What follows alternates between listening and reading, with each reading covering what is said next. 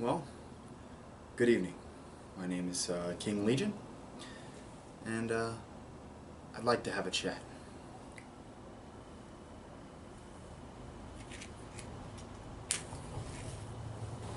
Alright. Well, good evening. It is March 8th, 2017, and I decided tonight, really, after briefly going over Lauren Southern's new book, Barbarians, that I was going to do something that I've been meaning to do for quite some time, that I realized that if I didn't start, then I was never going to actually start. This video is not intended to be good. That's probably just a poor excuse for me to smoke a cigar and have a little whiskey. But sometimes I really feel like you get to know somebody through an unscripted, just talk. I have no subscribers, so I don't know why I expect much, but if you are listening, just know that I appreciate you for doing that. And let's talk. Just so you know, if you see me looking off to the right, my right, I do have my list of talking points to hopefully keep the sidetracking to a minimum. So I'm going to go ahead and start with one of the major notes today that happened, again, March 8th, 2017, International Women's Day. It is a great time where you get to really appreciate the women in your life. Now, for those of you who do not know, I am married, happily married to a loving wife who takes care of me, and I take care of her, and we just have the greatest times together. And something that I like to use Women's Day to do is to really get to appreciate the things that women do for us in our lives, hence the reason for the day. Now, I understand that there were some protests going on, the leaving work in order to show everybody what a day without women would be. Now, as far as I understand, that march itself was fairly peaceful. I have seen a couple reports here and there of some minor violence, but nothing terribly noticeable. Now, in my personal opinion, and this entire video is going to be my personal opinion, excuse me.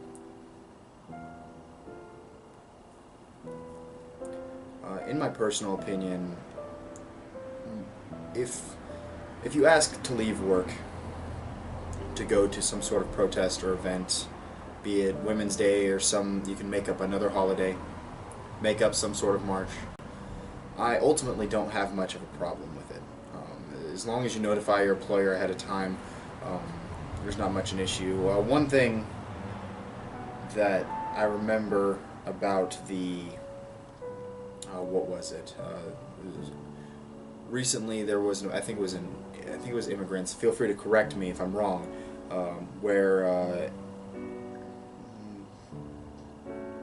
regardless, where people were leaving work, and they would leave their jobs without notifying their boss to really stick it to them, like, hey, you know, you need me. And frankly, I have very little respect for those kinds of people. You don't get to just leave your job, your employer, and then expect them to take you back the next day in open arms, saying, oh, we need you. So, if I recall correctly, it was there was a chap on Steven Crowder's show who had actually had all those people who left without notifying him. He took it as a personal betrayal, and he ended up firing all of them and replacing them the next day, and I feel like that's completely justified. You don't just walk out on a job. But again, if it is your imperative to go ahead and go to some of these marches and whatnot, I mean, all I'm going to say is, I support your right to protest, the right, the freedom to assemble, protest whatever you want, so long as it stays nonviolent. If it stays nonviolent, I don't see a problem.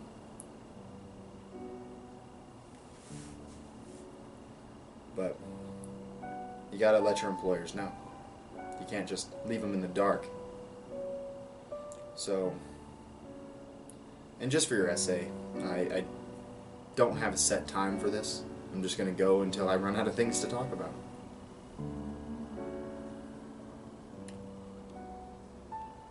It's been a minute since I've had a good whiskey. So moving on to my next topic, I was just going to briefly go into the whole Obamacare thing. Now we got the Republican government rolling out a new form of Obamacare 2.0, Obamacare Lite, and I took a brief look into it. And I'll be honest, I'm not the most educated in the technical specifications of this bill, but something that I'll just give you my brief opinion on it from what I have read.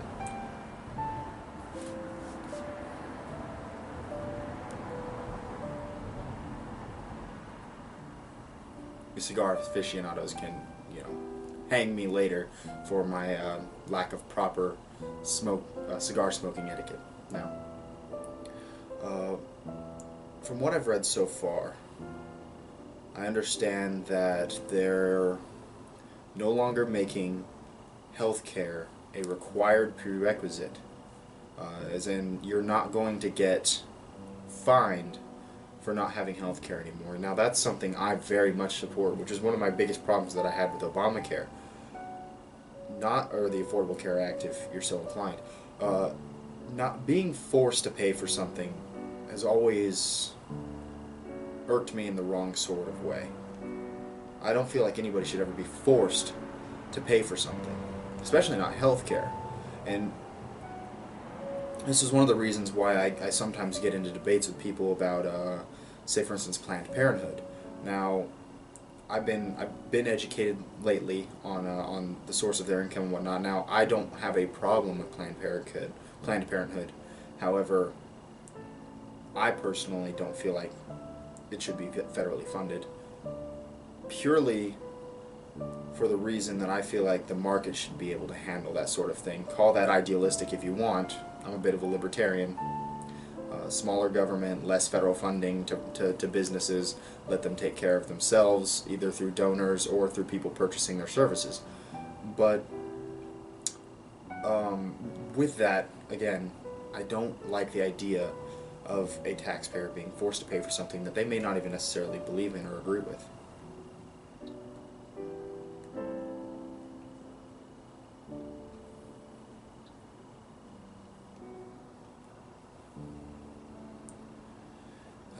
Keep letting it go out. So that's one of those things that I'm very much in support of. Now, with regards to the pre-existing conditions and not being denied medical coverage, with that one, I definitely think that I'm not a big fan of having businesses forced to do anything. However, I can understand the sentiment from the other side with regards to pre-existing conditions. Say, for instance, I didn't have health insurance, and then all of a sudden I come up with something. I'm going to want insurance. I'm going to want somebody to be able to take that load off of me. Medical coverage is not cheap. Getting medical services is not cheap.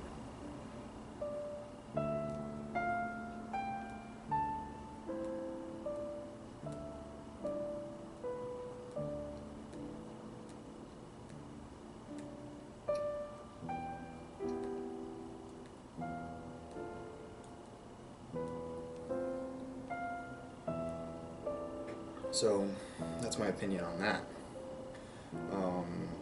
It is not a complete repeal of Obamacare. It is a rehashing of it that you may or may not agree with, and you may or may not agree with my opinion on the matter, but that's what I think of it. Overall, I think it's good. Like I said, my biggest gripe was being forced to pay for something that you may not necessarily even have the means to afford. And I know that's something that I've had to worry about. So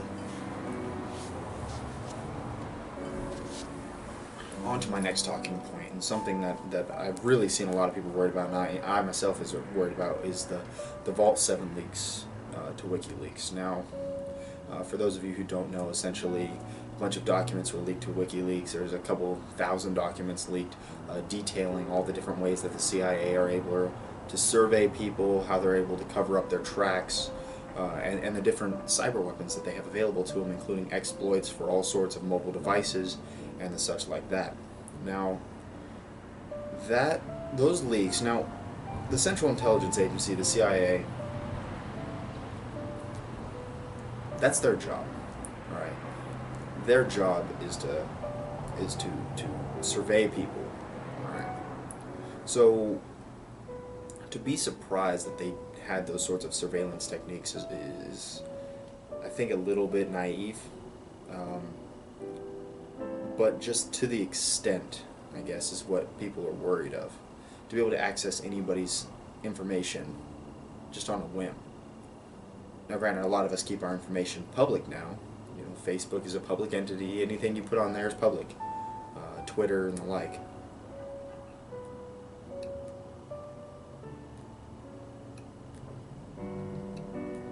But that's still not something that you shouldn't be worried about. We all value our privacy, and I would always err on the side of more privacy versus less, maybe even at the expense of safety. Because a lot of these measures are put into place for the safety of the people, but I feel my privacy is more important, even at the expense of safety. Now, you may not necessarily agree with me, but that's just what I believe in. So it's been something that's extremely concerning, and I'm interested to see how the CIA is going to react to these documents being released.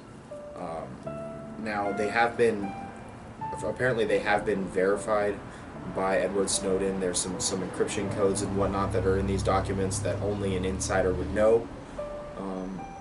But I guess we'll have to wait and see what really comes out of that, because I mean, they just dropped yesterday on March 7th, so we'll have to wait and see how the government and how the CIA specifically are going to respond to these. But I can tell you right now, it is alarming to see what kind of stuff is coming out of these Vault 7 documents and what kind of stuff the CIA has been up to, especially with regards to the cyber weapons that they have apparently lost control of. Now, if that's the case, then there are somebody out there who we have no idea who has the capabilities that the CIA had. And if that doesn't worry you, I don't know what will. Now, ultimately, what do they have to gain from the average citizen? Who knows? But that's still something you should be concerning yourself with, or something that you should at least educate yourself on. I know I've read a couple of the papers, and I'm always reading more, and then waiting for further information, of course. You have to do that.